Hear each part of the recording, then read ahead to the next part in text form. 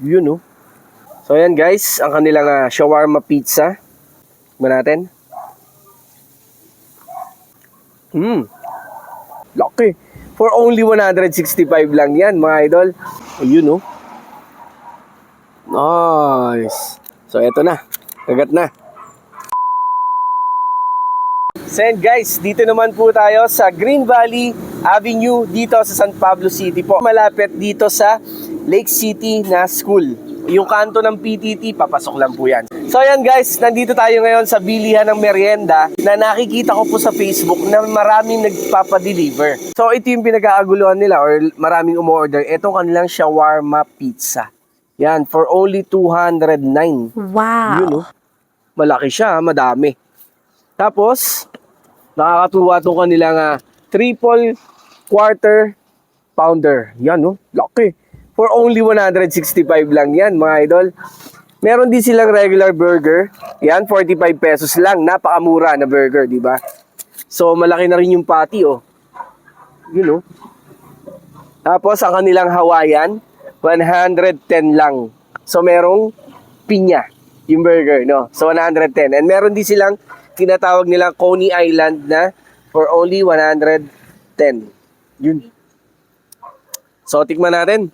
Simula tayo dito sa kanilang shawarma pizza na matagal ko nang gustong tikman din, di ba? So, yun. So, pita na ginawang pizza round. Ayan. Yun. So, meron siyang pork, merong lettuce, meron cheese. Yun. Wow! So, ayan guys, ang kanilang shawarma pizza. Meron lettuce, merong pipino. Tignan natin.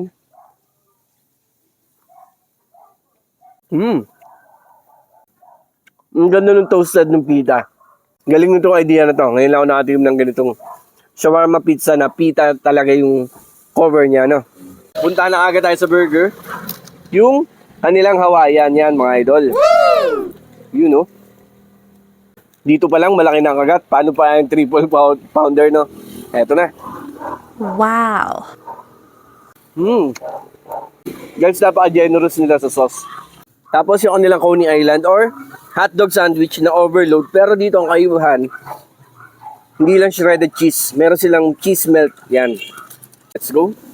Perfect bite.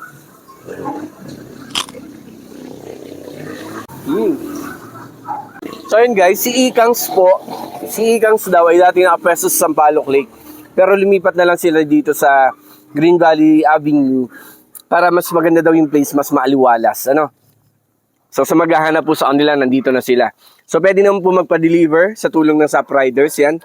Shoutout sa mga Sup Riders natin yan.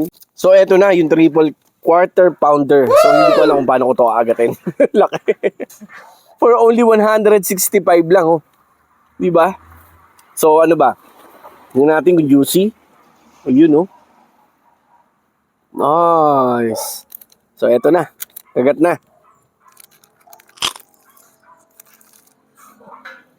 Wala na, isa lang yung nakagat kong patty.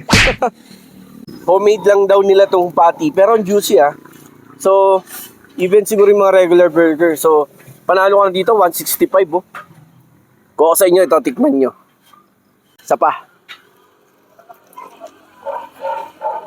Sarap. Hindi kayang buuin ng kagat eh.